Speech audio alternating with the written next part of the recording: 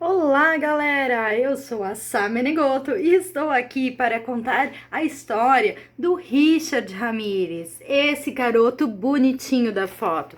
Vocês não imaginam as atrocidades que esse cara fez.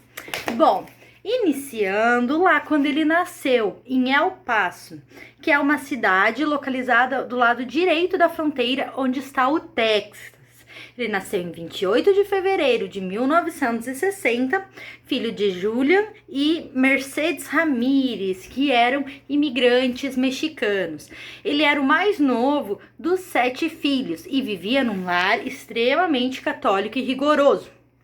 Bom, o Julian, pai do Richard, era um homem muito frio, muito severo e se usava muito da violência física.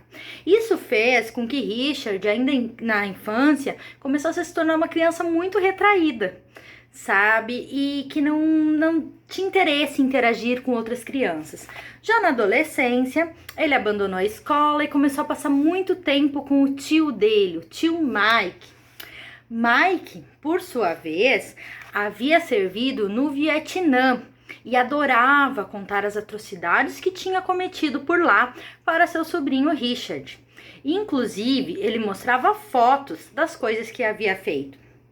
Ele chegou a mostrar a foto dele estuprando uma garota de 15 anos e depois ela decapitada, ele segurando a cabeça, coisas assim. Quando o Richard tinha 15 anos, ele viu o tio dele, esse Mike, dar um tiro no rosto da esposa e ela acabou falecendo.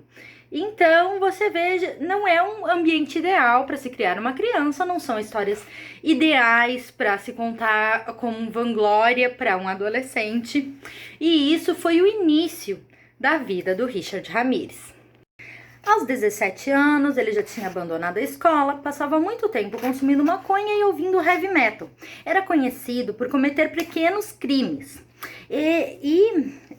Perto de 1980, ele se mudou do Texas para São Francisco e posteriormente para Los Angeles. E foi quando ele se mudou para Los Angeles que ele fez uma troca decisiva na vida dele. Ele trocou a maconha pela cocaína.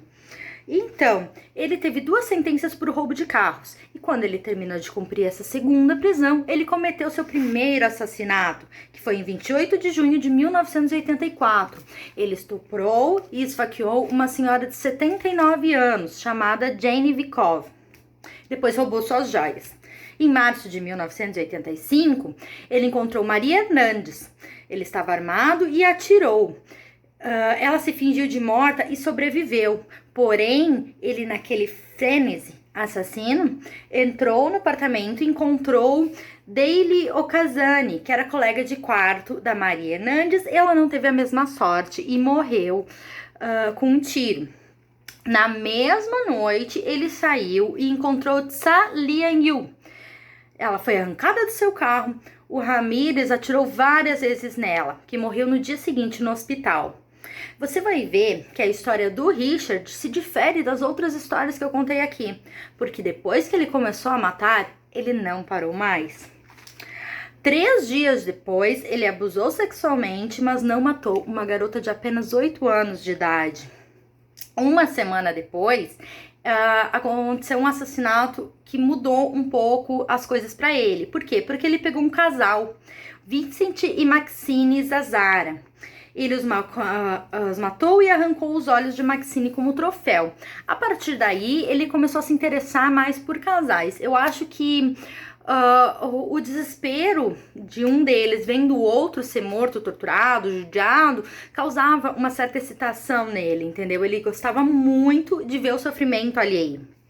Em 14 de março de 1985, 6 semanas mais tarde, William Doyle e sua esposa de 65 anos cruzaram seu destino com Richard. Bom, ele atirou em Doyle e estuprou sua esposa e a espancou. Só que o William Doyle teve forças para andar até um telefone e ligar para a polícia. Isso salvou a vida da sua esposa, pois, assustado, o Richard fugiu. Após 2 semanas, ele encontrou Carol Cale, de 42 anos. Richard amordaçou, prendeu seu filho de 11 anos no armário. Depois estuprou Carol. Os dois sobreviveram e Kylie deu uma boa descrição de Richard para a polícia. Bom, já era a terceira vítima que saía viva. A garota de 8 anos, a senhora Doyle e agora a Carol Kylie com o filho dela. E eles foram dando essas descrições, né, para a polícia. Sem perder tempo, no dia seguinte, Richard entrou no apartamento de Mabel Bell e Florence Lang. Ele bateu nelas com um martelo e depois desenhou pentagramas por todo o local. A Mabel faleceu, mas a Florence sobreviveu. 3 semanas depois, Patty Hingis, de 29 anos, morreu com a garganta cortada. Você consegue notar que cada vez que ele agia de uma forma diferente. Ele não tinha uma certa assinatura. Uns ele abusava sexualmente, outros não. Uns matava, outros não. Às vezes com tiro, com faca, com martelo. Então, ele seguia a matança dele. 10 dias mais tarde, ele tinha feito mais 4 vítimas. 2 mais velhas morreram e 2 mais jovens sobreviveram. O alvoroço final, na mesma noite, olha tudo que o Richard fez. Max e Lela Cade, de 60 anos, mortos com tiros. Shai Narong Kovanat, ele matou ele dormindo, então espancou e estuprou sua esposa, Som Kind, e depois amarrou ela e estuprou o filho do casal, de 8 anos. Então, gente, com todas essas matanças, a polícia estava à procura, né, de um serial killer. E eles denominaram ele como Caçador da Noite. Então, a imprensa estava divulgando e o Richard, se tu sabia que era ele, né, ó, se mandou e foi embora para São Francisco novamente. A próxima vítima tem o nome de Peter Pan e sua esposa. Bom, não sei se o nome dele realmente era Peter Pan, mas enfim. Ele matou o homem, estuprou a esposa e desenhou símbolos satânicos pelo apartamento deles. Voltou para Los Angeles na última semana de agosto de 1985 e matou pela última vez o casal William Carnes, de 29 anos, e Renata Gunter. William levou 3 tiros e Renata foi estuprada e forçada a repetir as palavras "Eu amo Satanás". Ele fugiu no carro desse casal e logo a polícia ficou sabendo que ele estava nesse carro, apesar de abandonar o carro e tentar roubar o outro.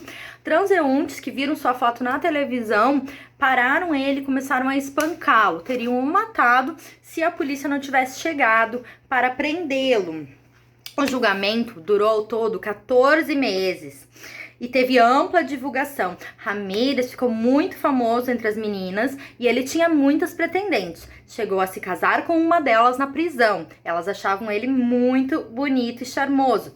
E ele costumava sempre ir aos julgamentos e aparecer para a mídia com um pentagrama desenhado na mão ou fazendo algum tipo de símbolo satânico, dizendo coisas como "Eu amo Satanás" e tal. Se ele acreditava mesmo nisso, eu não sei, sabe? Eu acho que era muito mais uma forma de chamar a atenção, sabe? De atrair holofotes para ele, ou dizer que ele tinha feito isso por alguma coisa de Satanás e papapá. Ele foi condenado por 3 assassinatos, ficou no corredor da morte da prisão estadual de San Quentin até a sua morte, em 7 de junho de 2013. Ele faleceu por insuficiência hepática. Ele foi condenado por 13 assassinatos, mas ele confessou na prisão para um colega de cela que havia matado 20 pessoas.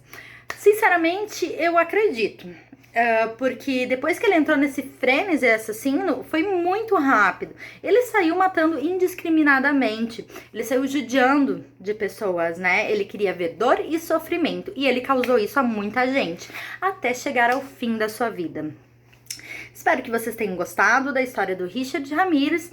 Então, deixa aí a sua curtida, o seu salvar. Comenta, gente, diz o que você achou, diz de quem que você quer que eu traga a história. E claro, né, compartilha, envia para as pessoas, posta nos seus stories, ajuda a divulgar aí. Tchau, tchau!